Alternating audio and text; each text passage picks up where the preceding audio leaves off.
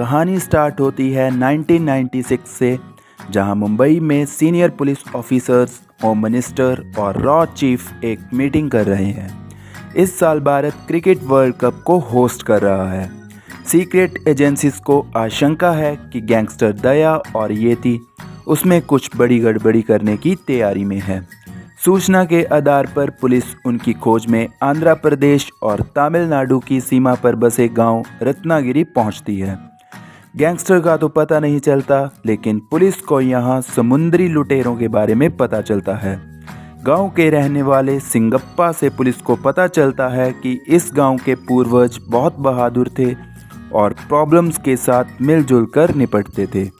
अंग्रेज़ों को देश से भगाने में भी यह लोगों ने गवर्नमेंट की हेल्प की थी, परंतु आज़ादी मिलने के बाद सरकार ने इन लोगों का साथ छोड़ दिया और ये लोग अपनी रोज़ी कमाने के लिए इनको दूसरा काम ढूंढना पड़ा।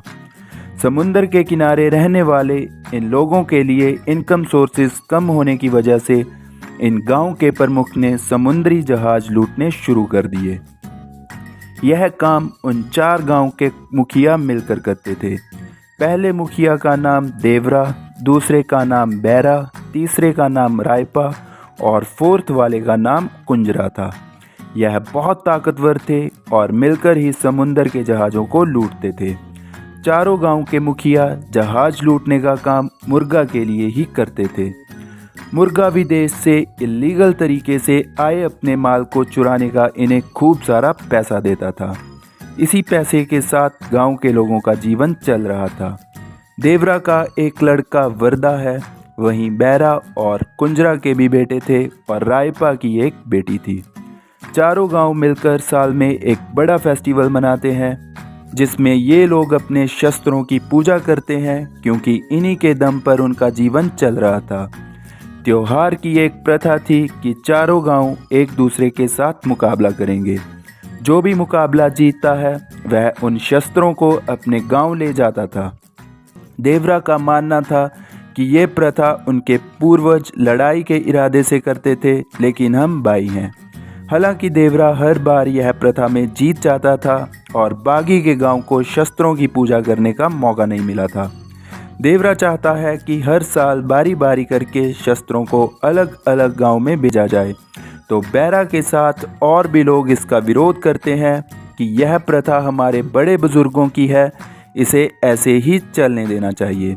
प्रथा के हिसाब से मुकाबले में देवरा और बैरा ही रह जाते हैं, जिसमें देवरा जीत जाता है, लेकिन वह शस्त्रों को रायपा के गांव भिजवा देता है ताकि वह लोग शस्त्रों की पूजा कर सकें। वह अपने गांव के साथ बाकी गांव का भी ख्याल रखता था।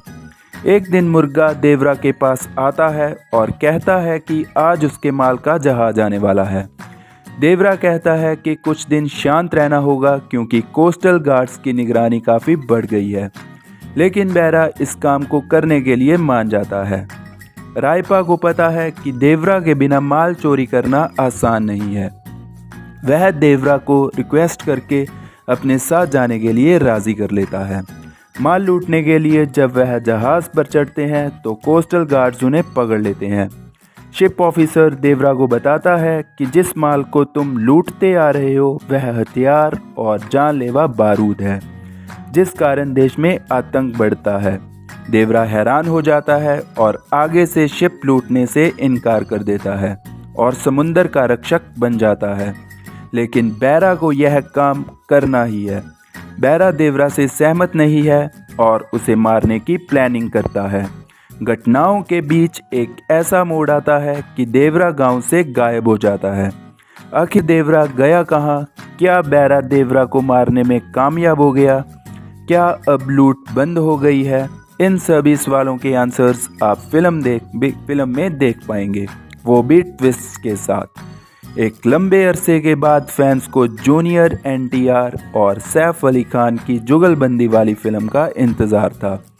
फिल्म में माँ का इमोशन, बदले की भावना, बाप बेटे का डबल रोल, एक अट्रैक्टिव सॉन्ग और ज़बरदस्त एक्शन का पूरा तड़का लगाया गया है। पहले इस मूवी को थिएटर्स में रिलीज़ किया गया था, लेकिन अब ये OTT पर अवेलेबल है। जी हाँ दोस्तों, जिस फिल्म की बात कर रहे हैं उस मूवी का नाम देवरा पार्ट 1 है, जिसे आप नेटफ्लिक्स के प्लेटफॉर्म पर हिंदी के साथ साथ मल्टी लैंग्वेजेस में एंजॉय कर सकते हैं। जी हाँ दोस्तों, इस चैनल पर हम सिर्फ OTT प्लेटफॉर्म पर रिलीज़ होने वाली मूवीज़ और सीरीज़ की ही अपडेट्स देते हैं कि फ़िल्म की कहानी क्या है, लेकिन हम कोई क्लाइमैक्स रिवील नहीं करते और ना ही हम किसी सीरीज़ मूवीज़ को रेटिंग करते हैं। ऐसी और अपडेट्स के लिए हमारे चैनल को सब्सक्राइब करें और वीडियो कैसा लगा हमें कमेंट करके ज़रूर बताएं।